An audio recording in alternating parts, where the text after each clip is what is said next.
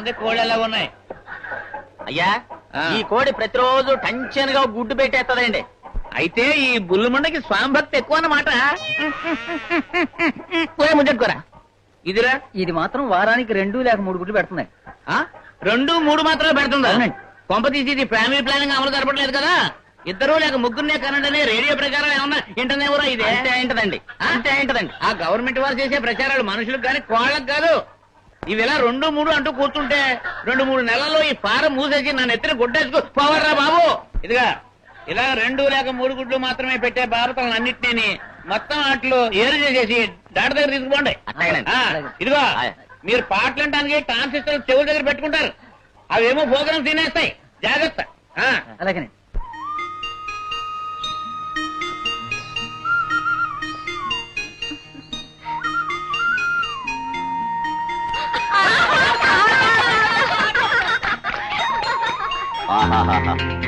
పడుచుదనం మహాజోరుగా ఉంది. యవ్వనం వచ్చేసింది కానీ నీకింకా చిన్నతనం పోలే. ఆడుకోవడానికి ఈ చిన్నపిల్లలే కావాలా? మేంలేము. ఈడు జోడు కుదిరిన వాళ్లతో ఆటపాట అందంగా ఉంటుంది. రాపిల్ల తోటలో ఆడుకుందాం. ఏరా వీపు చిమ్మచిమ్మలాడుతోందా? నాతో ఆడతానంటున్నారు వేధవల్లారా. ఆటే కాదురా, మాట కూడా మా జోరుగుందిరా. ఆడుకోవటానికి ఈడు జోడు ఒకటే కాదురా, ఆడా మగ అన్న వ్యత్యాసం కూడా ఉండాలి. మీ దగ్గర దమ్ముంటే నాతో వచ్చి ఆడుకోండి. Stupid idiots.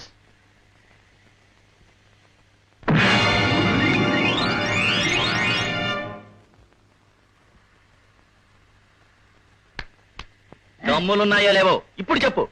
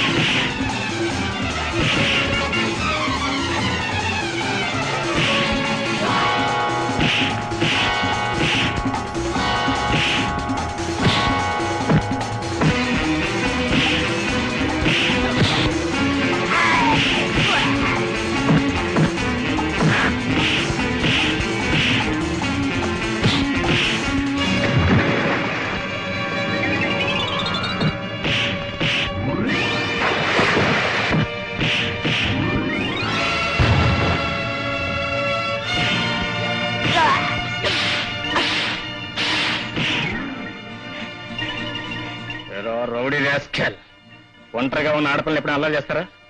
చేయవు కదా? బుద్ధి వచ్చిందా? వచ్చింది. దెబ్బలేసుకో మరి. పో మరి చూస్తా.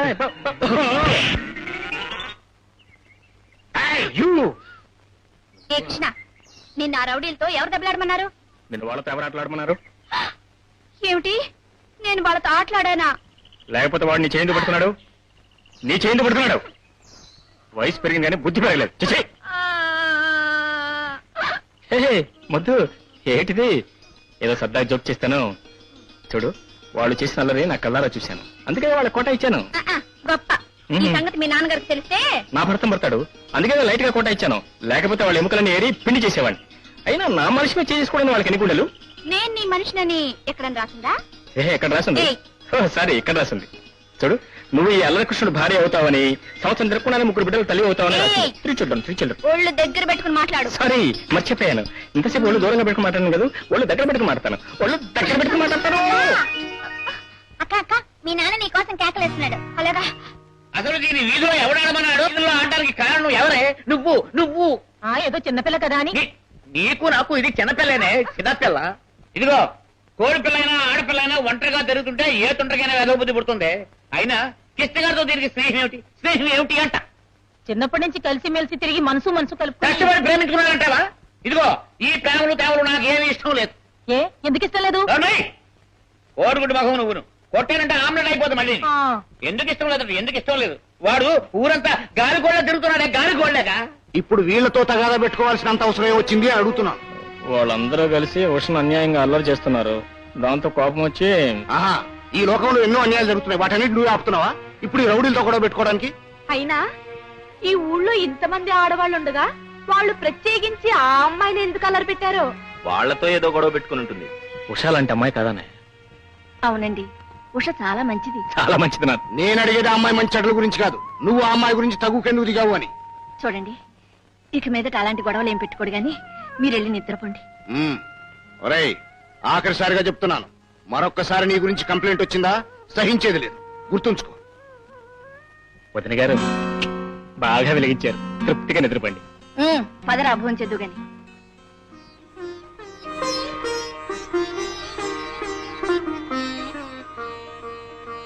నాన్న, ఏమిటి చంద్రం? ఇంటర్వ్యూకి వెళ్తున్నానన్న. మీరు ఆశీర్వదించి పంపించండి మావయ్య గారు. శుభం. అక్కడ మరేం గాబరా పడకు, వెళ్ళొస్తానన్న. వెళ్ళరా. నమస్కారం అండి. నమస్కారం.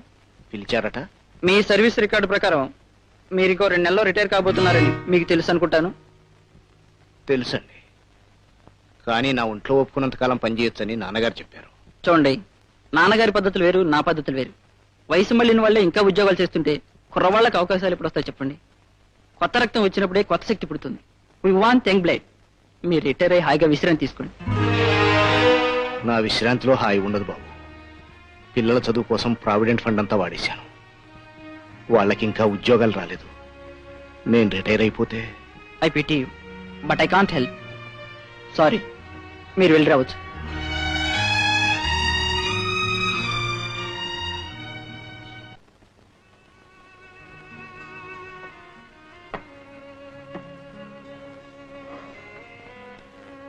ఏమిటండి అలా ఉన్నారు? ఏమీ లేదు. పగలంతా ఆఫీస్ పనితో సరిపోతుంది. ఇంటికొచ్చిన రాత్రిపూట విశ్రాంతి లేకపోతే ఎలా చెప్పండి? ఇంకో 2 నెలల తర్వాత అంతా విశ్రాంతి. ఏమిటండి? ఏమీ లేదు. అవును, చంద్రం నీతో ఏమైనా చెప్పాడా? చెప్పాడండి, వెళ్ళిన పని ఏమీ జరగలేదట. పాపం, వీడు రాత్రింపవాళ్ళు ఉద్యోగం కోసం దిగినా ఏ దారి కనిపించడం లేదు. ఇక వాడు వయసు వచ్చినా బాధ్యత లేకుండా తిరుగుతున్నాడు. జీవితం అంటే ఒక ఆట అనుకుంటున్నాడు.